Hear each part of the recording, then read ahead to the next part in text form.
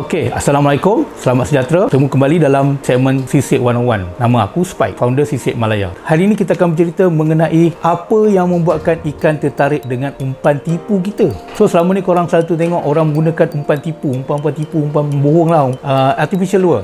Okey, kita menggunakan umpan yang ikat sendiri macam fly. Kita menggunakan umpan daripada kayu. Kita menggunakan besi, jig, timah untuk menarik perhatian ikan. Kita menggunakan candat untuk menarik perhatian binatang-binatang lain.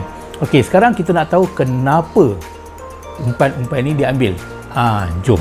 Mengikut apa yang aku pengalaman dan juga kajian yang dilakukan, ada 3 sebab mengapa ikan ambil umpan-umpan tipu anda. Yang pertama, umpan yang anda gunakan bersifat kepada diet-diet yang diorang makan, berupa makanan ikan, makanan pemangsa, makanan target-target anda. Okey, mungkin umpan anda menyerupai udang, crustaceans, anak-anak ikan yang sedang sakit. Jadi dia akan mirip kepada diet-diet yang diorang selalu makan, dan for them is an easy target. So itulah sebab ikan serang umpan korang, sebab dia nak makan.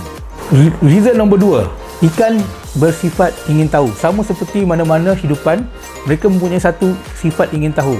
Ikan ternampak gewang anda.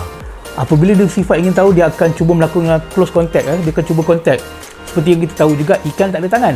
Jadi macam mana dia nak make contact dengan korang punya umpan?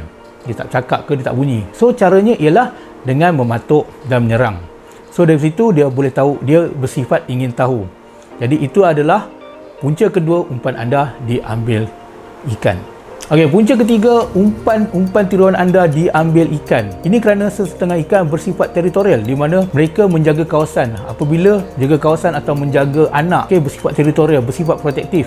Okey, ini bersifat protektif lah, menjaga kawasan, menjaga anak-anak dia ke apa semua daripada sebarang ancaman. Jadi apabila dia nampak ada sesuatu benda asing lalu di kawasan dia, dia akan serang. Itu adalah sebab ketiga kenapa umpan anda diserang, diambil oleh ikan. Umpan tiruan, umpan yang tidak bernyawa, tidak apa, dibuat dari kayu, besi atau apa. Dan itu adalah 3 sebab kenapa umpan anda diserang.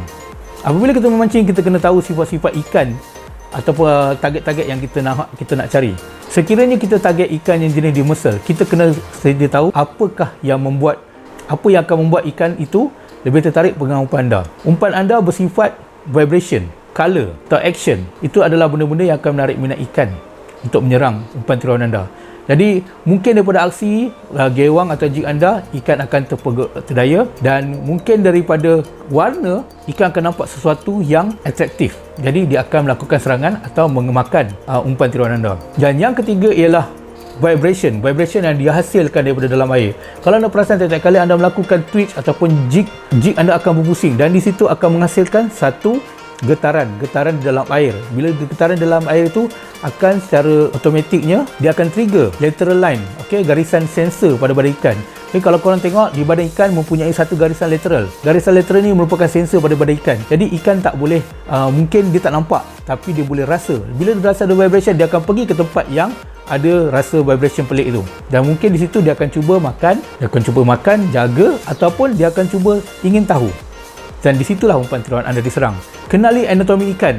Di mana sensor-sensornya? Sensor ikan ni berada daripada garisan lateral ikan tu. Jadi di situ adalah sensor. So apabila berlakunya vibration di dalam air, di situlah ikan akan alert kita punya umpan tiruan. Okey, jadi itu sajalah untuk kali ini. Kita akan bertemu lagi dalam segmen seterusnya di Sisik 101. Jangan lupa like, share dan subscribe. Okey. Terima kasih. Sisik Malaya, drag kasih jerit.